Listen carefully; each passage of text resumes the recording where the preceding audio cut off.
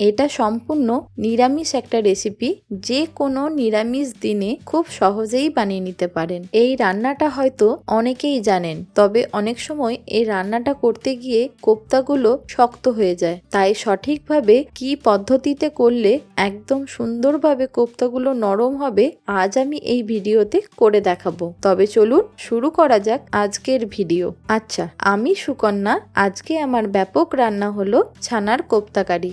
ছানার কোপ্তাকারি বানানোর জন্য প্রথমে ছানা তৈরি করে নেব। তার জন্য একটা কড়াই অথবা এরকম ননস্টিকের প্যানও নিয়ে নিতে পারেন। এবার 1 লিটার দুধ আমি গরম করে নেব। এবার দুধটা যখন ফুটে আসবে তখন 4 চামচ লেবুর রস এর মধ্যে দিয়ে দিচ্ছি। গ্যাসের ফ্লেমটা হাই করে রাখতে হবে। আপনারা চাইলে ভিনিগারও ইউজ করতে পারেন, অথবা ছানা কাটার যে পাউডার হয় সেই পাউডার দিয়েও আপনারা ছানা কেটে নিতে পারেন। অল্প অল্প করে লেবুর রসটা দেওয়ার পর ধীরে ধীরে এইভাবে নাড়তে হবে, তাহলেই দেখবেন ধীরে ধীরে দুধটা ছানাতে পরিণত হচ্ছে। দেখুন কত সহজেই আমি কিন্তু ছানাটা কেটে নিলাম।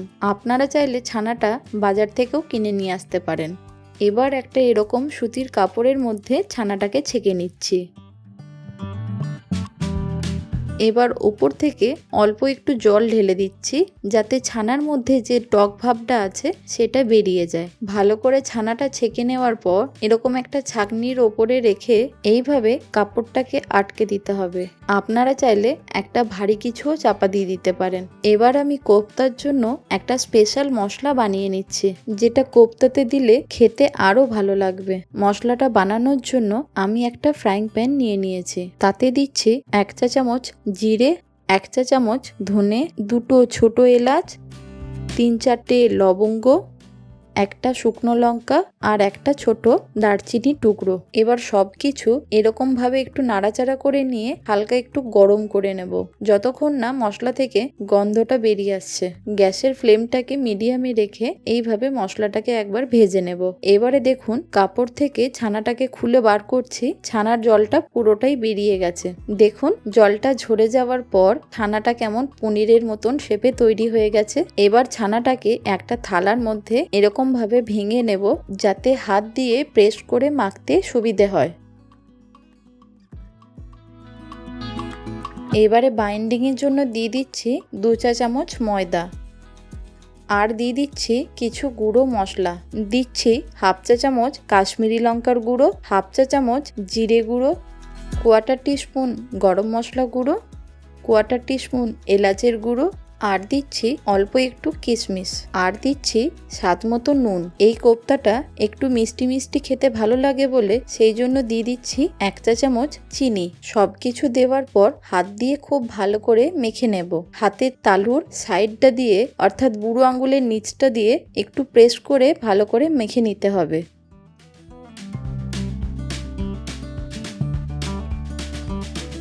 ততক্ষণই মাখবো যতক্ষণ না এরকম ভাবে ছানাটা হাতে করে জড়ো করলে উঠে আসছে। কি সুন্দরভাবে ডোটা তৈরি হয়ে গেছে। এবারে ছানার ডোটা থেকে ছোট ছোট করে লেচি কেটে নিয়ে এরকম ভাবে দুটো হাতে করে চেপে গোল গোল করে সব কোপ্তাগুলোকে বানিয়ে নেব।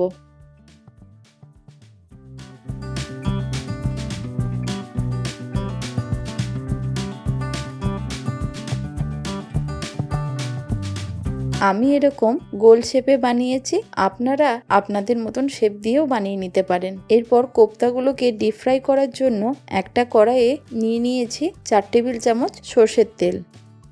তেলটা একটু গরম হয়ে গেলেই কোপ্তাগুলোকে আমি তেলের মধ্যে দিয়ে দিচ্ছি।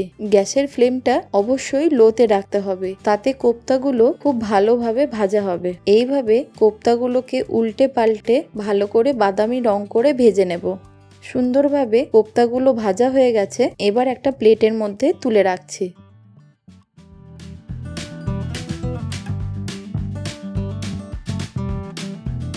একই রকম ভাবে সমস্ত কোপ্তাগুলোকে ভেজে নিচ্ছি। এবার একটা বাটির মধ্যে একটা মশলার পেস্ট বানিয়ে নেব। সবার প্রথম দিচ্ছি 1 চা চামচ জিরে গুঁড়ো, 1 চা চামচ ধনে গুঁড়ো, 1 চা চামচ কাশ্মীরি লঙ্কার গুঁড়ো, 1/2 চা চামচ হলুদ, আর দিয়ে দিচ্ছি 2 চা চামচ আদা ও কাঁচা লঙ্কা বাটা। দিয়ে দিচ্ছি স্বাদ মতো নুন। সবার শেষে দিচ্ছি 1 চা চামচ চিনি। এবার অল্প একটু জল দিয়ে সুন্দর একটা পেস্ট বানিয়ে নেব।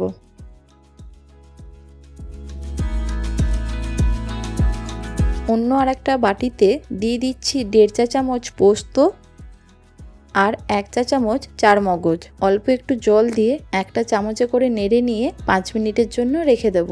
এবার ওই কোপ্তা ভাজার তেলেতেই ফোড়ন হিসেবে দিয়ে দিচ্ছি 2টো ছোট এলাচ, 2-3টে লবঙ্গ আর একটা ছোট দারচিনির টুকরো, আর দিয়ে দিচ্ছি 1/2 চা চামচ জিরে। ফোড়নটা একটু নাড়াচাড়া করে সুন্দর একটা গন্ধ বেরিয়ে এলে তাতে দিয়ে দিচ্ছি আগে থেকে তৈরি করে রাখা জিরে, ধনে, কাশ্মীরি লঙ্কার গুঁড়ো, হলুদ, কাঁচা লঙ্কা আর আদা বাটা, নুন, চিনি সব পেস্টটা দেওয়ার পর মশলাটা খুব ভালোভাবে কষিয়ে নেব। যতক্ষণ না মশলা থেকে তেলটা বেরোচ্ছে ততক্ষণ অবধি মশলাটাকে ভালো করে কষাতে হবে। এবার দিয়ে দিচ্ছি একটা টমেটোর পেস্টটা দেওয়ার পর আবারও খুব ভালো করে মশলাটাকে কষিয়ে নেব। গ্যাসের ফ্লেমটা কিন্তু অবশ্যই লো টু মিডিয়ামে রাখতে হবে। গ্যাসের ফ্লেমটা যদি হাইতে রাখা হয় তাহলে তলা থেকে মশলাটা লেগে যেতে পারে। আবারও সেমভাবে মশলাটাকে কষিয়ে নেব। যতক্ষণ না মশলা থেকে তেলটা বেরিয়ে আসছে ততক্ষণ অবধি ভালো করে কষিয়ে নিতে হবে। এবার দিয়ে দিচ্ছি আগে থেকে ভিজিয়ে রাখা পোস্ত আর চারমগজ বাটাটা দেওয়ার পর কন্টিনিউয়াসলি নাড়িয়ে যেতে হবে, যেহেতু চারমগজ বাটা আছে তলায় না হলে লেগে যেতে পারে। এবার দিয়ে দিচ্ছি আগে থেকে ড্রাই রোস্ট করে রাখা ভাজা মশলাটা দেওয়ার পর আবারও খুব ভালো করে নাড়াচাড়া করে নেব।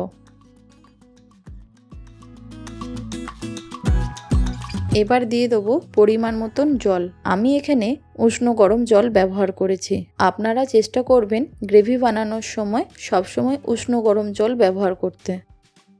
জলটা দেওয়ার পর একটু নাড়াচাড়া করে গ্রেভিটা যখন ফুটে উঠবে একে একে কোপ্তাগুলোকে দিয়ে দেব। এবার গ্যাসের ফ্লেমটা লো করে দিয়ে মিনিট 2-3 ভালো করে ফুটিয়ে নেব। যেটা না দিলে একেবারে নিরামিষ ছানার কোপ্তা অসম্পূর্ণ, সেটা হলো 1 চা চামচ ঘি। ওপর থেকে ঘিটা ভালো করে ছড়িয়ে দেব। একটু নাড়াচাড়া করে নিয়ে সবার শেষে দিয়ে দেব আগে থেকে বানিয়ে রাখা ভাজা মশলাটা। তৈরি হয়ে গেল নিরামিষ ছানার কোপ্তা। এটা লুচি, পরোটা, ভাত, রুটি সবার সাথে খেতেই কিন্তু ভীষণ ভালো লাগে। এইরকমভাবে আপনারা অবশ্যই একবার বানিয়ে দেখুন আর আমাকে কমেন্টে জানাবেন কেমন হয়েছে। আশা করি আপনাদের এই রেসিপিটি নিশ্চয়ই ভালো লেগেছে। এরকম আরও নতুন নতুন রেসিপি দেখতে হলে অবশ্যই কমেন্টে জানাবেন। ভালো থাকুন, সুস্থ থাকুন, দেখতে থাকুন ব্যাপক রান্নাঘর।